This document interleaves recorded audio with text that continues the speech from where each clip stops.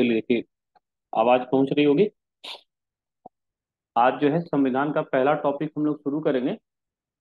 और पहला टॉपिक जो हमारा शुरू होगा वो 1773 से 1935 तक का इतिहास हम लोग देखेंगे। 1773 से लेकर 1935 ये हमारा पहला चैप्टर है। और ये जो पहला चैप्टर है हमको ये बताने में सहयोग प्रदान करेगा कैसे हमारा संविधान बन करके तैयार हुआ, या संविधान बनाने में हमारा कौन कौन सी चीजों का हेल्प हुआ। तो ये इसी क्रम में पहला जो हमारा चैप्टर का पहला जो टॉपिक है वो है रेगुलेटिंग एक्ट। ये हमारा आज का टॉपिक का शुरुआत। अब ये रेगुलेटिंग एक्ट है, उस एक्ट को पढ़ने से पहले हमको दो तीन चीजें समझ में आ जाना चाहिए। पहला क्या समझ में आना चाहिए? पहला हम जानते हैं कि ईस्ट इंडिया कंपनी क्या है। इसको हमको समझना है कि ईस्ट इंडिया कंपनी क्या है। तो ये जो ईस्ट इंडिया कंपनी है, इस ईस्ट इंडिया कंपनी की स्थापना जो है वो 1600 में हुई ना। ईस्ट इंडिया कंपनी की स्थापना जो है 1600 ईस्वी में हुई। और ये जो 1600 में ईस्ट इंडिया कंपनी की स्थापना हुई उसका थोड़ा सा हम विशेषता देख लें, कैसे काम करती थी, वर्क कैसे करती थी। तो यहाँ पर क्या होता था कि यहाँ पर जो मालिक हैं जिन्होंने मिलकर के इसको तैयार किया था, जो शेयर होल्डर थे, इन शेयर होल्डरों को, जो मालिक होते थे उनको हम कहते थे कोर्ट ऑफ प्रोपेराइटर। इन दोनों चीजों को अच्छे से समझ लीजिए। जो मालिक हैं, जिनकी पूंजी लगी है, उनको हम कोर्ट ऑफ प्रोपेराइटर कहते थे, कोर्ट ऑफ प्रोपेराइटर। तो मालिक तो जो शेयर लगाएगा वही हो सकता है, तो मालिकों की संख्या तो अनगिनत होगी। और ये जो मालिक होते थे, ये प्रशासन चलाने के लिए डायरेक्टर्स की नियुक्ति करते थे। और इन डायरेक्टरों की संख्या क्या है, जब हम पढ़ रहे हैं उस समय क्या है, ये 24 है। इसका मतलब ईस्ट इंडिया कंपनी का जो प्रशासन है, जो ईस्ट इंडिया कंपनी का प्रशासन है, दो भागों में बटा है। पहला, जो मालिक है, जिनको हम कोर्ट ऑफ प्रोप्राइटर कह रहे हैं, इसको आप अच्छे से समझ लीजिए। जब जब बोलेंगे कोर्ट ऑफ प्रोप्राइटर, मतलब कोर्ट ऑफ प्रोप्राइटर प्रॉपर्टी को राइट करने वाला, टू हैव धारण करने वाला, यानी ये मालिक हो गए। मालिक लोग एडमिनिस्ट्रेशन चलाने के लिए 24 लोगों को रखते थे, इनको डायरेक्टर कहते थे। तो डायरेक्टरों की संख्या कितनी हो गई? 24 हो गई। तो डायरेक्टर कौन है? जो प्रशासन चलाना है। मालिक कौन है? शेयर होल्डर कौन है? कोर्ट ऑफ प्रोप्राइटर है। ये कंपनी का स्वरूप था। कहाँ पर? लंदन में। ये कंपनी ट्रेड कहाँ करती थी? ये कंपनी ट्रेड करती थी इंडिया में। इंडिया में। तो ये कंपनी जो है इंडिया में ट्रेड करती थी। ये यहाँ का स्वरूप है 1773 से पहले। तो आप यहाँ से दो चीज समझ गए कि कोर्ट ऑफ प्रोपराइटर क्या है। जो मालिक हैं उनको हम कोर्ट ऑफ प्रोपराइटर कह रहे हैं, जो प्रशासन चलाने वाले हैं उनको हम डायरेक्टर कहते हैं। इन डायरेक्टरों की नियुक्ति जो है कोर्ट ऑफ प्रोपराइटर के लोग ही करते थे। तो court of proprietor he director की नियुक्ति करते थे। जब हम पढ़ेंगे तो उस समय इनकी संख्या 24 है। ये बात हो रही 1600 की। अब 1600 से लेकर के 1773 की अगर हम बात करें, तो इसके बीच में कंपनी क्या है, एक प्राइवेट कंपनी है। इसका अपना कार्य प्रणाली है। ब्रिटेन की संसद से उसका कुछ लेना देना नहीं है। यानी इस दौरान अगर हम दूसरे पहलू पे जाएं, जहां पे जो चीज हमको समझना है, कि हम दूसरे पहलू पे आए कि क्या चीज हमको समझना है, तो ये समझना है कि इस दौरान पहले तो हम समझ गए कि मालिक क्या है, फिर हम समझ गए कि कोर्ट ऑफ डायरेक्टर क्या है। अब हम ये समझते हैं कि कंपनी के काम करने का नेचर क्या था। कंपनी जो है वो किस तरह से काम करती थी। तो कंपनी के काम करने का क्या नेचर होता था कि कंपनी एक प्राइवेट संस्था के रूप में काम करती थी। कंपनी के काम में किसी की दखलंदाजी नहीं होती थी। यानी ब्रिटिश का जो पार्लियामेंट होता था, ब्रिटिश का पार्लियामेंट भी इसमें किसी प्रकार की दखलंदाजी जो नहीं करता था। ठीक है। यानी ये कंपनी एकदम स्वतंत्र रूप में वो काम करती थी। ये 1773 से पहले का ये आपका कह सकते हैं कि उस समय क्या कंडीशंस थी वो देख सकते हैं। क्योंकि 1773 से पहले में पहला चीज मैंने क्या दिखाया कि ईस्ट इंडिया कंपनी कब बनी, उसका काम कैसे होता था ना, वो कैसे दो भागों में बटी थी। जो दो भागों में बटी थी, तो कोर्ट ऑफ प्रोपराइटर क्या होते थे ये मैंने बताया, डायरेक्टर क्या होते थे ये मैंने बताया, यहाँ से उनकी नियुक्ति कैसे कैसे होती थी ये बताया। फिर ये मैंने बताया कि पार्लियामेंट का और ईस्ट इंडिया कंपनी का रिलेशन क्या था। तो पार्लियामेंट तो ईस्ट इंडिया कंपनी का रिलेशन क्या था, ये पार्लियामेंट है, ये ईस्ट इंडिया कंपनी। अब 1773 के एक्ट से होगा क्या? ये जो पार्लियामेंट है इस कंपनी में अपनी भूमिका ले आने का प्रयास करेगी, और यही भूमिका धीरे धीरे बढ़ाने का जो होगा प्रयास होगा वो 1858 तक चलेगा। तो कैसे ये भूमिका बढ़ेगी, उसी को हम 1773 के रेगुलेटिंग एक्ट के माध्यम से समझ सकते हैं कि पार्लियामेंट ने पहली बार ईस्ट इंडिया कंपनी को अपने दायरे में लिया, और इस दायरे में ले आने के लिए एक एक्ट बनाया गया जिसी को रेगुलेटिंग एक्ट कहते हैं। तो इसीलिए इसको रेगुलेटिंग एक्ट क्यों कह रहे हैं? क्यों कि इससे पहले पार्लियामेंट और ईस्ट इंडिया कंपनी ये अलग अलग थे। इसका काम करने का अलग है, इसका काम करने का अलग है, दोनों के बीच में कोई इंटर रिलेशन नहीं था। अब पहली बार क्या हुआ, यहाँ पार्लियामेंट ने इस पर अपना नियंत्रण बनाने के लिए एक एक्ट पास किया, इसीलिए इसको रेगुलेटिंग एक्ट कहते हैं। तो अब यहाँ से ये समझ में आ गया कि रेगुलेटिंग एक्ट क्या होता है, तो रेगुलेटिंग एक्ट क्या होता है ये समझ में आ गया। अब रेगुलेटिंग एक्ट में क्या हुआ, जो सुधार हुआ, तो कुछ सुधार कंपनी इंग्लैंड में काम कर रही है, बेस वहां पे है तो यहाँ पर होगा, कुछ सुधार जो है भारत में होगा। तो सुधारों को हम दो भागों में बांट करके उसको देखेंगे कि इंग्लैंड में क्या सुधार हुआ, भारत में क्या सुधार हुआ। अब जो इंग्लैंड में सुधार हुआ उसको थोड़ा सा ध्यान से देखिए, इंग्लैंड में क्या सुधार हुआ।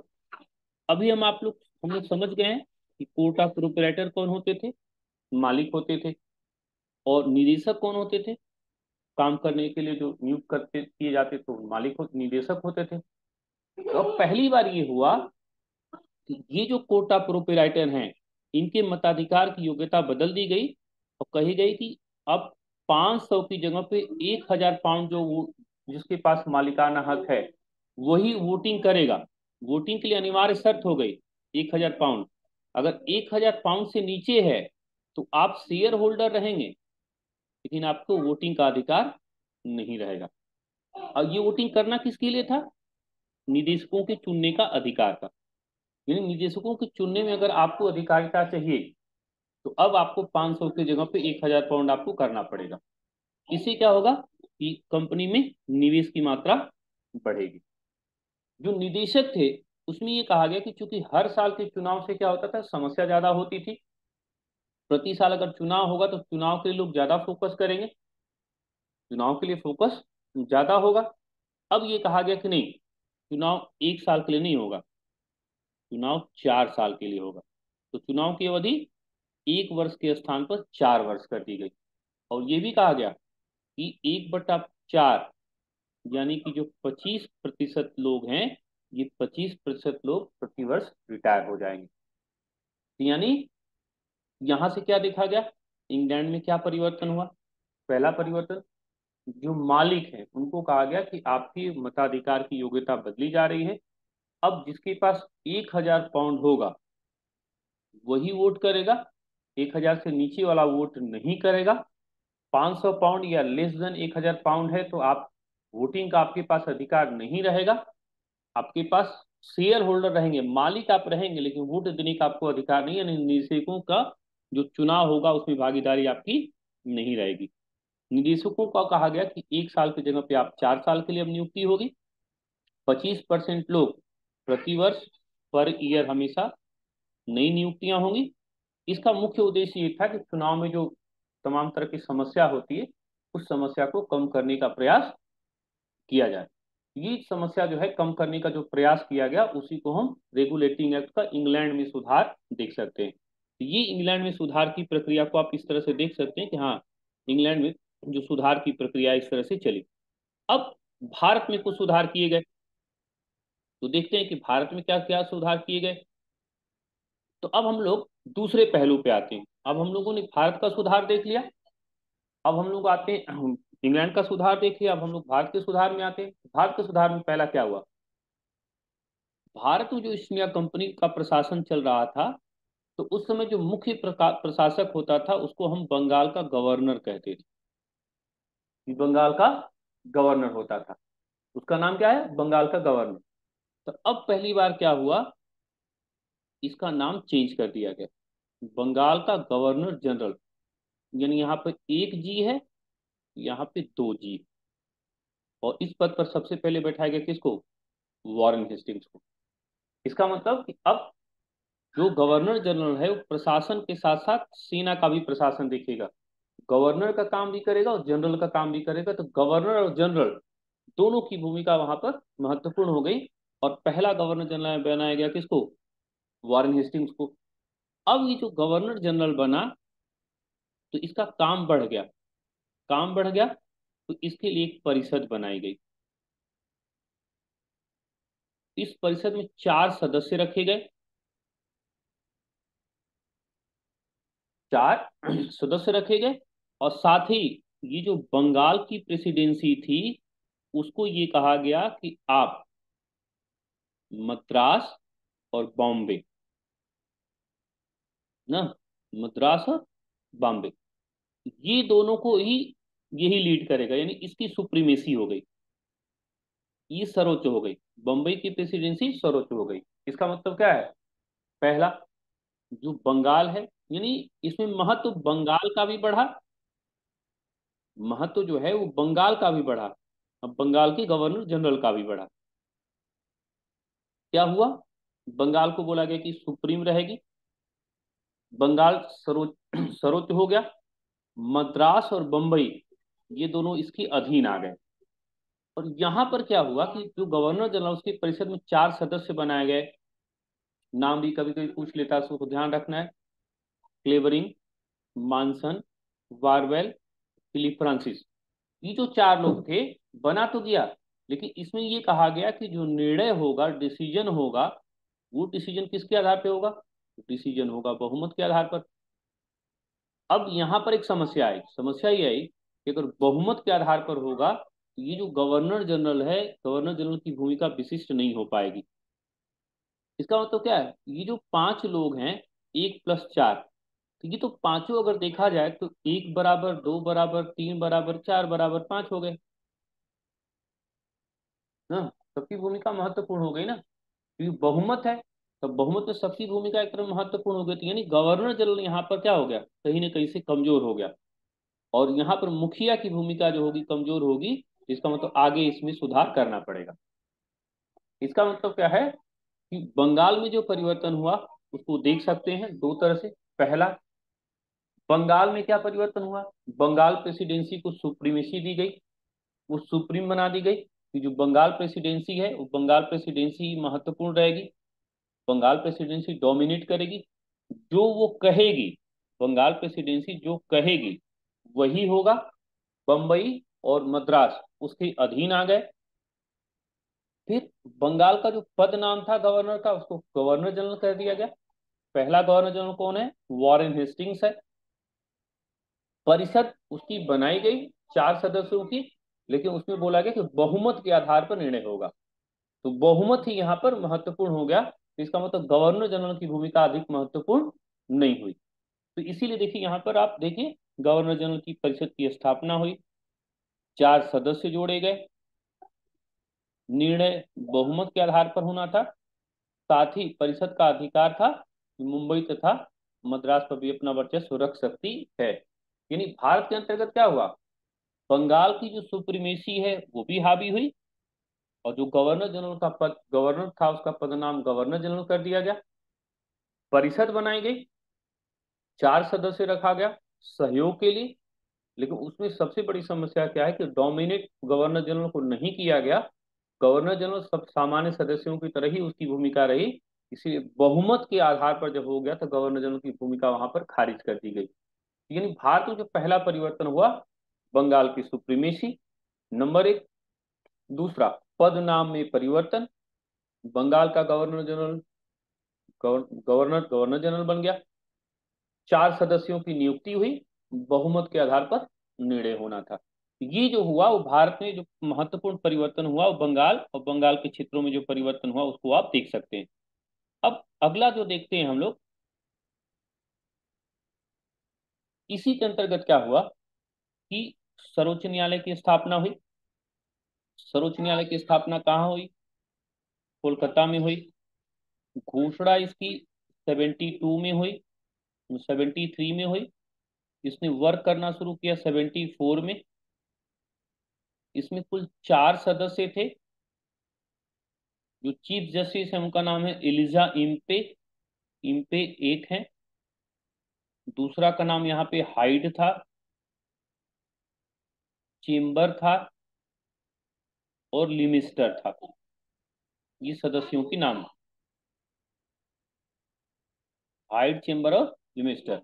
हाइड नाम है, चेम्बर है, लिमिस्टर, ये इम्पे, चार सदस्य हैं। अब यहीं से एक तरह से ब्रिटिश कानून की प्रक्रिया की शुरुआत हो गई। लेकिन इसमें भी ढेर सारी समस्या थी, जैसे विषयों का वर्गीकरण नहीं था। ये न्यायालय बस कलकत्ता के लिए काम करेगा, यानी प्रेसिडेंसियों के लिए भी काम करेगा, बस यूरोपियों के मुकदमे को देखेगा कि भारतीयों के मुकदमे को देखेगा, दीवानी क्या है, फौजदारी क्या है। अभी ढेर सारी इसमें समस्याएं यहाँ पर थी। लेकिन फिर भी एक स्टेप हुआ कि सर्वोच्च न्यायालय की स्थापना की घोषणा इसी में की गई। 73 में घोषणा हुआ, स्थापना पूछेगा 74 में। कुल सदस्यों की संख्या पूछेगा तो चार, चीफ जस्टिस पूछेगा तो इम्पे, हाइट, चेम्बर और लिमिस्टर इसके जो है सदस्य थे। इसी के साथ इसमें ये भी कहा गया, जो आपका 1773 का रेगुलेटिंग एक्ट है, 1773 के रेगुलेटिंग एक्ट में ये महत्वपूर्ण चीज की एक शब्द आप सुनते हैं, दस्तक। दस्तक क्या है? पूरे भारत में कहीं भी व्यापार करने के लिए एक निशुल्क व्यापारिक फरमान होता था। यह निशुल्क व्यापारिक फरमान जो था वो 1717 में ये फर्रुखसियर के द्वारा अंग्रेजों को प्रदान किया गया था। फर्रुखसियर के द्वारा ये अंग्रेजों को प्रदान किया गया था। तो अब ये दस्तक को पूरी तरह से यहाँ पर समाप्त कर दिया गया। यानी दस्तक की कहानी 1717 से 1773 तक। दूसरी चीज क्या है कि यहाँ पर भ्रष्टाचार का मुद्दा बहुत अधिक था। भ्रष्टाचार का मुद्दा बहुत अधिक था। तो अब ये हुआ कि भ्रष्टाचार का मुद्दा समाप्त करने के लिए किसी भी तरह का जो गिफ्ट है, यानी कि उपहार है, उपहार के लेन देन पर पूरी तरह से प्रतिबंध लगा दिया गया। किसी तरह की कोई उपहार कोई अधिकारी नहीं लेगा। तो ये उपहार के लेन देन पर पूरी तरह से प्रतिबंध लगा दिया गया। किसमें? ये 1773 के रेगुलेटिंग एक्ट में। थोड़ा सा जल्दी से इसका एक रिवाइज मार देते हैं। हम लोगों ने इसमें देखिए क्या क्या समझा। पहले हम लोगों ने समझा कि कोर्ट ऑफ प्रोप्राइटर क्या होते हैं। फिर हम लोगों ने देखा कि डायरेक्टर क्या होते हैं। फिर हम लोगों ने देखा कि पार्लियामेंट्री सिस्टम कैसे यहाँ पर आती है। पहली बार रेगुलेटिंग एक्ट में कैसे ये कहा जाता है कि कोई भी अब आपका दस्तावेज होगा तो उसको सदन में आपको रखना पड़ेगा। यानी पहली बार पार्लियामेंट्री कंट्रोल की स्थापना इसी समय से शुरू हुई। फिर जब ये कंट्रोल की स्थापना शुरू हुई तो एक अधिनियम के माध्यम से कंट्रोल को एक वैधानिक दर्जा दिया गया। इंग्लैंड में सुधार हुआ। इंग्लैंड में जो सुधार हुआ उसमें ये कहा गया कि जो कोर्ट ऑफ प्रोप्राइटर हैं वो उनकी मत देने की योग्यता बढ़ा दी गई कि वह 500 की जगह 1000 पाउंड वाले हैं तभी आप मत देंगे। कार्यकाल में निदेशकों के परिवर्तन किया गया। 1 वर्ष के स्थान पर अब 4 वर्ष कर दिया गया। 1 वर्ष के स्थान पर 4 वर्ष कर दिया गया कि अब आप 4 साल तक आपका कार्यकाल रहेगा। और 25% लोग हर साल क्या होंगे, वो रिटायर होते रहेंगे। ये इंग्लैंड में कुछ परिवर्तन हुए। दूसरी तरफ देखा जाए तो बंगाल में क्या परिवर्तन हुआ। बंगाल के परिवर्तन को अब आप लोग धीरे धीरे समझने लगे होंगे। बंगाल की सुप्रीमेसी बना दी गई। बंगाल सुप्रीमेसी इसकी है, ये सुप्रीम है। जो गवर्नर जनरल है, इसका पहले नाम गवर्नर था, अब गवर्नर जनरल हो गया। इसकी सहायता के लिए एक परिषद बना दिया गया। परिषद में कुल 4 लोग थे, लेकिन निर्णय जो है वो बहुमत के आधार पर होना था। तो ये परिवर्तन हुआ बंगाल के स्वरूप में। सर्वोच्च न्यायालय की स्थापना हुई। 73 में इसकी घोषणा हुई। 74 में उसने काम करना शुरू किया। इसी के माध्यम से दस्तक के लेन देन को पूरी तरह से प्रतिबंधित कर दिया गया। और किसी तरह के भी उपहार के लेन देन पे, लेकिन इसको भी आप एक पॉइंट के रूप में, जो भी पॉइंट बने आपका, इसको भी एक पॉइंट के रूप में बना सकते हैं कि दस्तक के लेन देन पे प्रतिबंधित किया गया। और इसको भी बना सकते हैं कि इसी के माध्यम से उपहार के लेन देन पे प्रतिबंध लगा दिया गया। तो ये सारे जो है महत्वपूर्ण रूप से सुधार 1773 के रेगुलेटिंग एक्ट में आपको देख सकते हैं, देखे जा सकते हैं। अब जो है अगला जो टॉपिक आपका जिसमें हम आएंगे 1784 का पिट्स इंडिया एक्ट। अब इसकी थोड़ी पृष्ठभूमि समझिए। 1773 में जब रेगुलेटिंग एक्ट आया था, तो उसमें ये कहा गया था कि हम अगले 10 साल में, अगले 10 सालों में इसको क्या करेंगे, सुधारेंगे। फिर उसको हम रिवीजन करेंगे। 10 साल का मतलब यहाँ पे हो गया क्या, 1773 से 1783। लेकिन इस साल इंग्लैंड में चुनाव होने थे, इस साल हुआ नहीं। 1784 आया, इंग्लैंड में पिट्स सबसे युवा प्रधानमंत्री के रूप में जाने जाते हैं, और इनके द्वारा भारत के लिए एक एक्ट बनाया गया, इसीलिए इसको पिट्स इंडिया एक्ट कहते हैं। तो पिट्स इंडिया एक्ट में ना कुछ नई चीजें देखने को नहीं मिली। पिट्स इंडिया एक्ट में कुछ नई चीजें देखने को नहीं मिलती हैं। पिट्स इंडिया एक्ट में बस क्या होता है, जो पहला रेगुलेटिंग एक्ट है, उसी रेगुलेटिंग एक्ट में कुछ सुधार हुआ। दो चीजें होंगी दो स्तर पर। एक तो कुछ सुधार की आवश्यकता थी, तो यहाँ पर कुछ सुधार भी होगा। दूसरा, अब पार्लियामेंट्री सिस्टम का फोकस और बढ़ेगा, यानी पार्लियामेंट्री सिस्टम के दबाव को और बढ़ाया गया, या कह सकते हैं उसका कंट्रोल और बढ़ाया गया। यानी पिट्स इंडिया एक्ट को समझने के लिए दो तरह से आप जाइए। पहला, कि कुछ उसमें लिमिटेशंस रह गए थे, उस लिमिटेशंस को दूर करने का प्रयास किया गया। जैसे गवर्नर जनरल की परिषद में लिमिटेशंस थी, वहां पर उसके पास अधिकार कम थे। तो पहला बिंदु यहाँ पे देख लीजिए, इसको वीटो दे दिया गया। दूसरा, जो परिषद के सदस्यों की संख्या थी उसको घटा करके 4 से घटा करके 3 कर दिया गया। और यहाँ पे जो डाउट था, जो लड़ाई झगड़े हुए थे कि सुप्रीम कौन है, तो अब स्पष्ट रूप से कर दिया गया कि बंबई और मद्रास, ये बंबई और मद्रास दोनों बंगाल के अधीन ही आएंगे। ये वाला पूरा कॉलम को आप सुधार के रूप में देखिए कि 1773 की रेगुलेटिंग एक्ट में कुछ लिमिटेशंस रह गई थी, उस लिमिटेशंस को दूर करने का जो प्रयास है, उस लिमिटेशंस को दूर करने का प्रयास ही आप यहाँ पर देख सकते हैं। दूसरा क्या हुआ, 1773 के रेगुलेटिंग एक्ट में पार्लियामेंट्री सिस्टम आ गया था। अब ये जो पार्लियामेंट्री सिस्टम है, इसने पहली बार क्या किया कि अब इसने ईस्ट इंडिया कंपनी में ओवरलैपिंग करनी शुरू करी।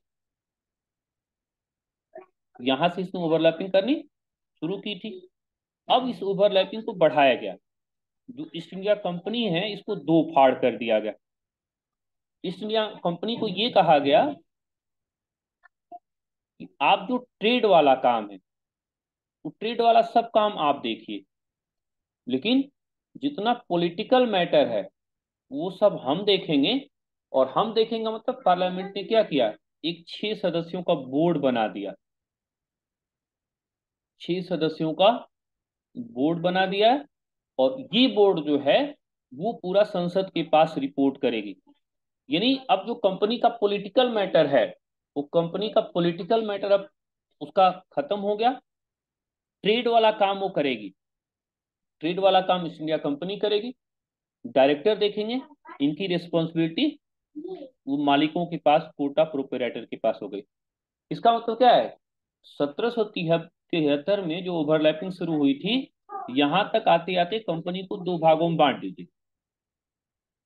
एक तरफ कंपनी का ट्रेड मटेरियल है या ट्रेड वर्क है, तो उसको कहा गया कि ईस्ट इंडिया कंपनी करे। और जब पॉलिटिकल मैटर है, उसको कहा गया कि ईस्ट इंडिया कंपनी नहीं करेगी, ये संसद करेगी, अब बाया बोर्ड ऑफ कंट्रोल करेगी। तो अब एक नई संस्था बन गई जिसको बोलते हैं बोर्ड ऑफ कंट्रोल। 1784 में बोर्ड ऑफ कंट्रोल का गठन हो गया, और ये जो बोर्ड ऑफ कंट्रोल है वो अब पॉलिटिकल काम देखेगा। तो इसीलिए क्या हुआ, कंपनी जब दो भागों में बट गई, उसको कहा गया कि आपका ट्रेड वाला काम अलग होगा और राजनीति वाला काम अलग होगा।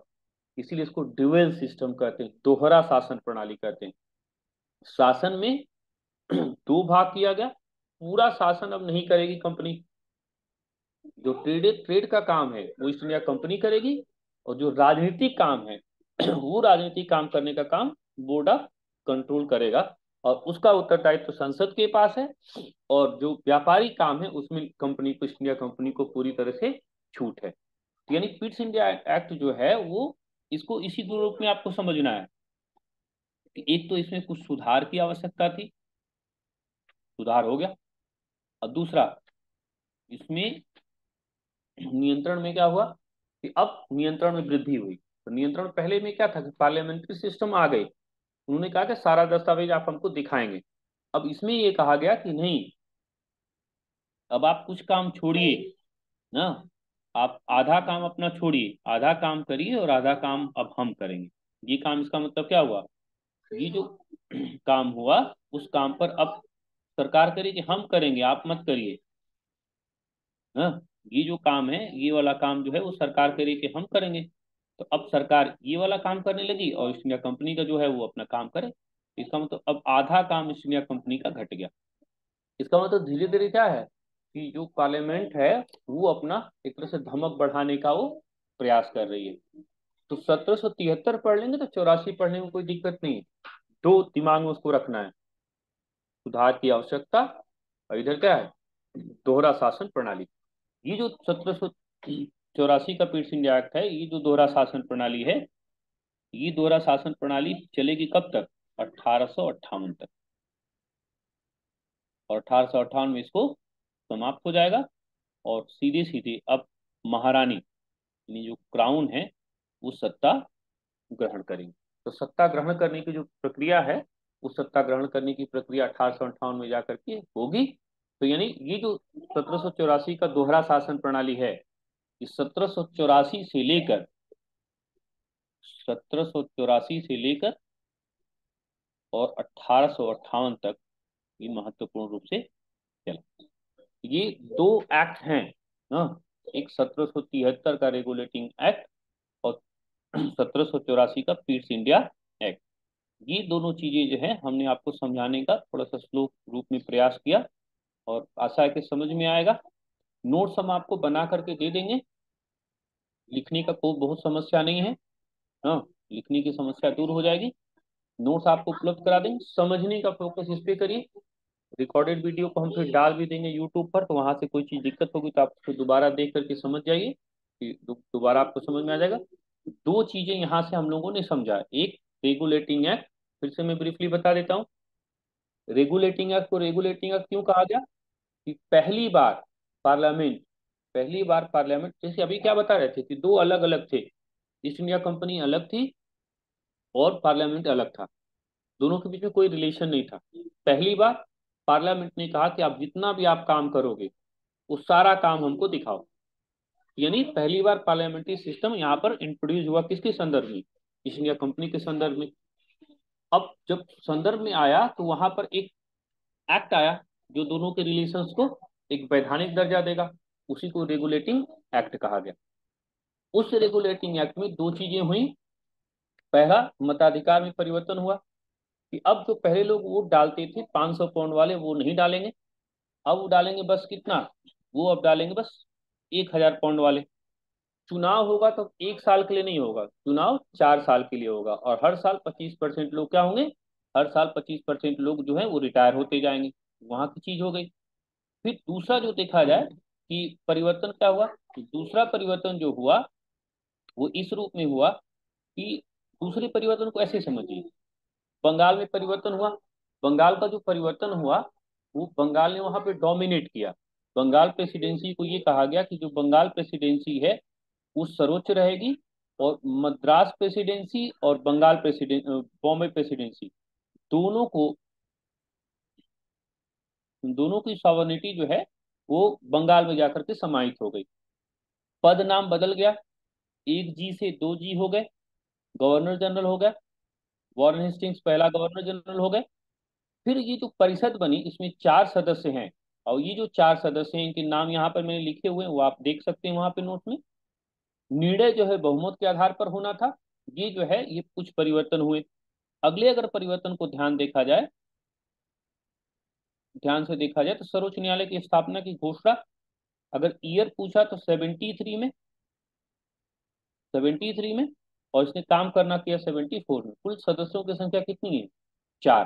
फिर यहाँ पर दो बातें मैंने एक्स्ट्रा आपको बताई कि दस्तक इसी में समाप्त करने की घोषणा की गई, और गिफ्ट उपहार लेने देने पर प्रतिबंध लगा दिया गया। ये बात हुई।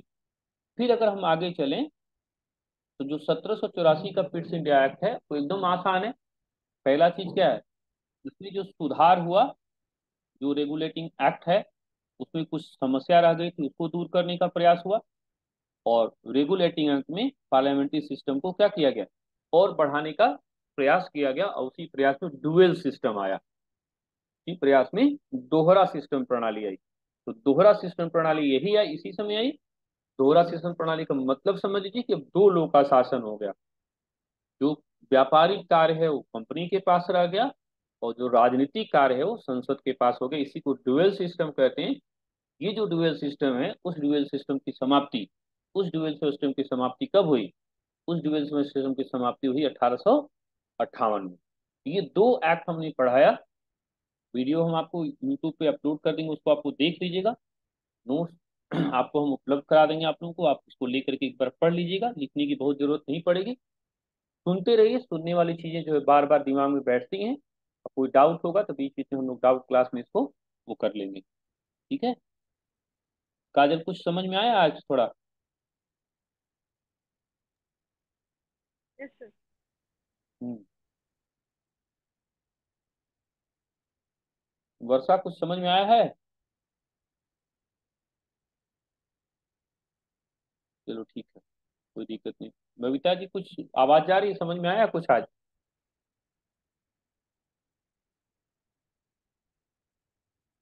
चलिए ठीक है, इसको फिर हम अपलोड भी कर देंगे, आप अपना देखते रहिएगा। और इन्हीं दोनों चीजों को बार बार सुनते रहिए, नोट्स आपको उपलब्ध करा देंगे, उसको पढ़ते रहिए। फिर धीरे धीरे थोड़ा सा हम लोग समय बढ़ाएंगे। अभी 2 4 दिन थोड़ा थोड़ा क्लास कम करके चलिए, उसके बाद हम लोग अपना मात्रा बढ़ा लेंगे। लेकिन क्वालिटी से समझौता करी नहीं करना है, क्वांटिटी धीरे धीरे अपना होती रहेगी। और नियमित रूप से चलता रहेगा, सब हो जाएगा ठीक से। ठीक है, तो इसको एक बार आप लोग देख लीजिएगा, हम अपलोड कर देंगे। और उसके बाद नोट्स उपलब्ध करा देंगे, उसको पढ़ के फिर अपना हम लोग आगे देखेंगे। ठीक है, चलिए सब लोग, आप लोग आराम करिए, सब लोग को good night. Okay sir, thank you sir, good night.